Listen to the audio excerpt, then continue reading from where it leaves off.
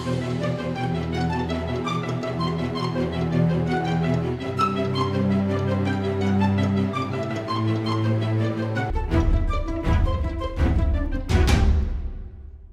and welcome to another informative and intriguing edition of our Perspectives program. My name is Adedoyin Odunfa, and today we'll be talking about a very topical issue for African economies. We're going to be talking about how to ensure sustained performance for organizations, for nations as a whole. Africa as a continent is blessed with vast natural resources, whether we're talking about oil or gas or minerals or precious stones or semi-precious stones. There's so many natural resources. And probably most importantly is the people. We've got a lot of people. Nigeria in particular is known as the most populous African black nation worldwide. And so you've got people everywhere. It's therefore a paradox that despite all of these natural resources, we still struggle with the challenge of converting these resources into wealth. Indeed, we find that our own abilities are somewhat restricted in being able to take our own resources and convert them into something that is of benefit to our nations and our continent as a whole. Most challenged probably, or at the root of all of this, is the human aspect. Yes, we've got a lot of people, but some will argue that the weak human capacity and capability in African nations is the root cause of a lot of the challenges, the developmental challenges that we face. Indeed, if you look at the UN definition for capacity, it describes it as the ability of individuals, organizations, and systems to perform appropriate functions effectively, efficiently, and sustainably. And we see our capacity and capability development challenge reflected in all spheres of governance and the economy. It shows up in our politics, it shows up in our policies, in business, and overall development. Without doubt, this impacts performance, whether it's on an individual level, an organizational level, or a national level. Could this then be the case of water everywhere, but none to drink? So that challenge of Africans, the challenge that African economies face for development, essentially sets apart economies, sets apart nations, and we begin to categorize them into developed, less developed, and indeed least developed nations. So we can argue that if we focused on enhancing the capacity and capability of our human resources, perhaps everything else will fall in place. The UNH Human Economy, Human Development Index links human development to progress and performance in life expectancy, in knowledge and education, and in the standard of living. Is it a surprise then that most African economies lag behind in these indices? In the 2013 UN Human Development Index, Nigeria was rated 153 out of 186 countries rated worldwide. The World Bank's Knowledge Economy Ratings finds us as number 119 overall. So it is a formidable challenge. What can be done about this formidable challenge? How can African economies, how can they begin to ensure that they have performance that is sustainable? They're improving and they're enhancing the performance at various levels, individual, professional, organizational, and national. How can we ensure that this performance is enhanced on a sustainable level? My guest today has taken up the performance improvement mantle very seriously. Her experience, her orientation is focused on helping organizations institutionalize learning so that they can improve their own performance. So join me in welcoming Dr. Lucy Newman. Thank you so much for finding time to join us, Lucy. Thank you for the invitation. Thank you, Lucy. Dr. Lucy Newman is the MD CEO of FITC. That's an institution that's charged with the responsibility for developing capacity for the financial institutions sector. Dr. Newman presents a hybrid of development finance, private sector banking, consulting, and academic orientation. All of this is cumulated to making her a performance improvement expert. She today sits on the global board for the Institute of Performance Management globally. She's had 26 years of experience in the industry, and under her watch, the FITC was placed 7 out of the 225 organizations in Nigeria as the Great Place to Work. As a non-profit organization, this is indeed very impressive. FITC has also been awarded the Innovation in Training Excellence Award by Aspire, the BID Gold Award for Service Quality, and most recently, the International Federation of Training and Development Award as the Change Agent in Africa. Very impressive credentials, we would say. So, Lucy, can you start by telling us the business of FITC and how you think that this has impacted the financial institutions sector across Africa, with specific reference on improving organizational performance? Adedoyin, thank you for the beautiful introduction. FITC is a child of necessity. Back in the late 1970s, the federal government of Nigeria considered the financial services sector the pivot for development in the country. So based on that, the federal government constituted the Pius Okibo Committee. The committee reviewed the financial services sector as at that time, and they came out with two strong recommendations, and one of the recommendations led to the creation of FITC. The two recommendations were that given the way the financial service sector was as at that time, most of the players were foreign, they were not indigenous, and the indigenous organizations were not doing too well, and for the financial service sector to take the place that it's supposed to be, that capacity should be a key issue. So for that to happen, two things were recommended. The first one was that the tertiary institutions in Nigeria were supposed to start providing courses in areas that will feed the financial services sector in the years to come as at that period. So courses like actuarial sciences, insurance, banking and finance, and all these technical skills that feed the financial services sector were introduced in tertiary institutions. Then the second recommendation was that the working adults in existing financial institutions as at that time needed an institution to support that capacity building for working adults in the place of work. That led to the creation of FITC. Now, given that thrust, FITC's focus therefore was learning for adults, and with a bid to make sure that over the period, Nigerians take up leadership positions in financial institutions. As at that time, Nigerians were basically performing the roles that are now currently outsourced in the industry. They were tellers, cashiers, and doing the front desk work, while the foreigners were playing the key technical roles. And the Nigerian banks and the institutions were not doing too well, and all of them were competing in the same market with the big international organizations. So the approach that FITC took was to use and work with those who were currently in the financial institutions as facilitators and supporters. And FITC started out as a training institution. Later on, we found out that because it was a child of necessity, we had to do training in terms of evidence-based. So we were coming up with programs based on observed weaknesses in the system from the examination and supervision. That led us into the research aspect of what we do. And because we approach training with that thinking, is always very scary and almost result-oriented, then we started getting involved in consulting, which is providing the support to make those things work. So over the period, looking back now, FITC, 32 years, the fact that almost all banks are led by Nigerians, top management of Nigerian banks are Nigerians. We see Nigerian banks breaking the grounds in other markets in Africa and dominating those markets.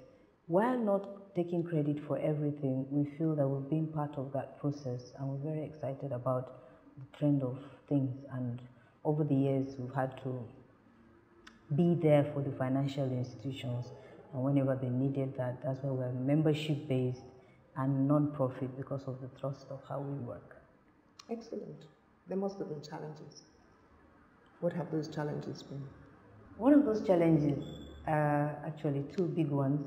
One of the key challenges are that FITC is not a regulator per se, but if you look at our board, our membership is both the operators and both the regulators. So the first challenge is maintaining balance. Not being the voice of the regulator or voice of the operator, but maintaining that neutral perspective to be able to see things objectively in the wider interest of the system and for long-term rather than short transactional perspectives. Then the second challenge is in our own continuous capacity building and enhancement. If we're going to be there to provide support, to provide thought leadership, we must has also either developed at the same rate or ahead of our stakeholders, while ensuring that we remain steadfast and earn the respect of our stakeholders. So these two issues have been the sustained challenge through the life of FITC for over 3 decades.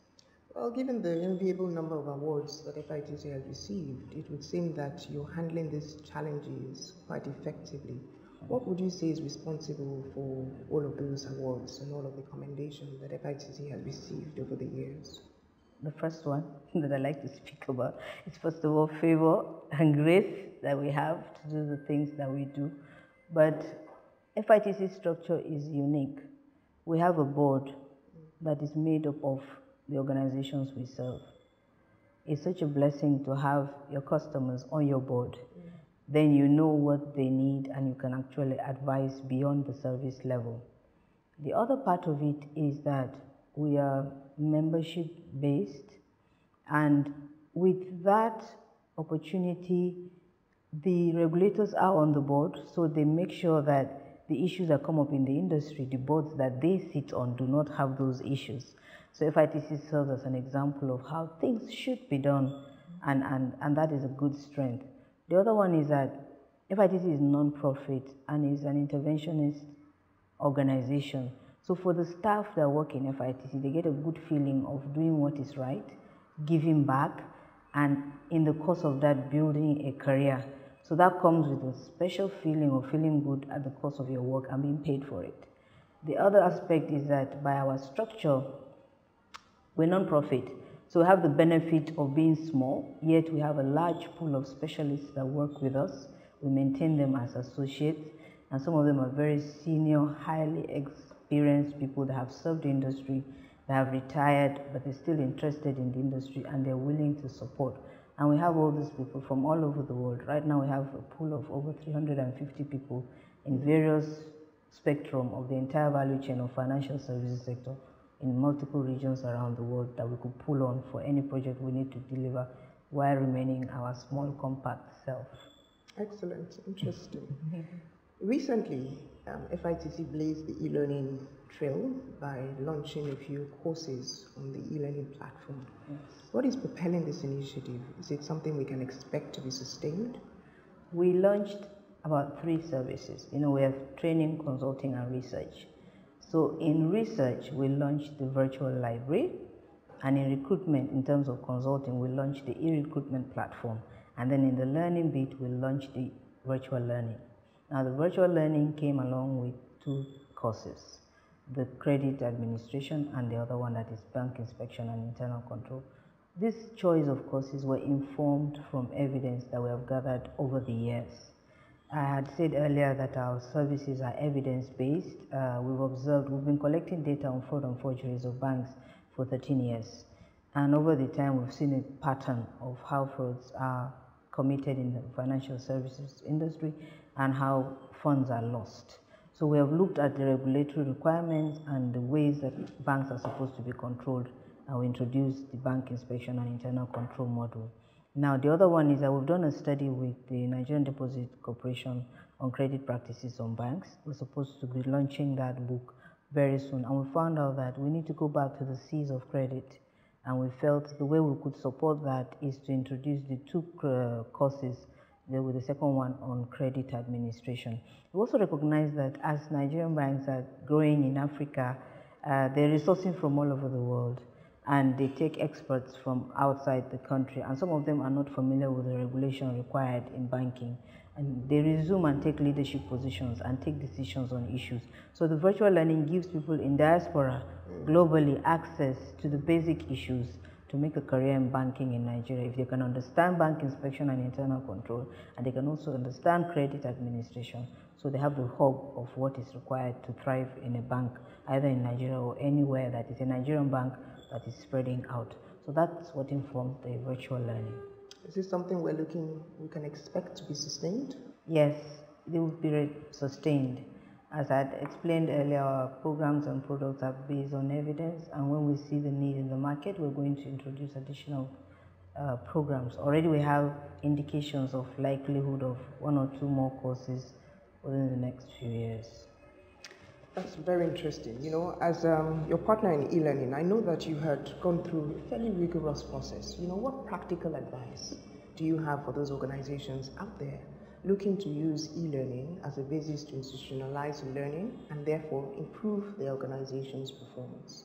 One practical advice, the first one, is that it's not a fast food arrangement project. I like that. You know, I'm saying that because also in Africa we have this impatience. We don't take time to develop things, which is a marked difference from the Asians who would take 10 years researching a product. It takes time, and all stakeholders are important. And also being sure of the facts that are creating the need. As much as possible, the consumers of the e-learning must see the need for the e-learning. The other aspect again is that it is an investment. It's not something you write off in one financial year. It's an investment you make that you will amortize over a period of time depending on how you treat your assets. Most organizations treat virtual learning investments or expense like an expense that they will write off at the end of 1 year. So because of that, they see the cost involved and they think it's too expensive. If you look at it as an asset that you're acquiring as an LMS that you need to write off for some years, then you will see the need to invest properly. The other type is also you need continuity of the parties involved. We have turnover issues, people leave and new people come to the project, and whenever you have a new set of people on the project, you take the project backwards. The other one is the need for creativity. You cannot afford to have how the project will end from the way it starts. You can have a project plan, you can have a project map, but the final product will be discovered along the way. If you have a fixed mind about the end product, you might likely deny yourselves of innovation and new insights. As I said, it's going to be a product. Our own took us 4 years, from 2009. Over the period of these 4 years, you change people and teams come and go. So one of the key issues that you need to look at is the project teams must be as stable as possible. And whenever there's a change, you take the new people on board on the process. And every time you change project teams, you tend to slow down the pace of that project. The other one is that to know that you might have a project plan at the beginning of the project, but you might really not have a clarity on how the end product will be, because if it takes that period over the course of the project, you might have new developments that you might need to incorporate into the virtual learning. And those things are unforeseen, reasonably so, and you need to be open-minded to take them on board. Otherwise, you risk the challenge of taking so long to deliver an LMS, and by the time it's delivered, is a few years behind the current season. Indeed, wise words. Our guest today, my guest today has been Dr. Newman, a leader and somebody who has made great strides in her profession and her areas of calling, one of which includes improving organizational performance. So it's been interesting, and I want to thank you so much, Lucy, for finding time out of your very busy schedule to share with us. I've learned a lot, and I'm sure those of you out there have learned a whole lot. Thank you.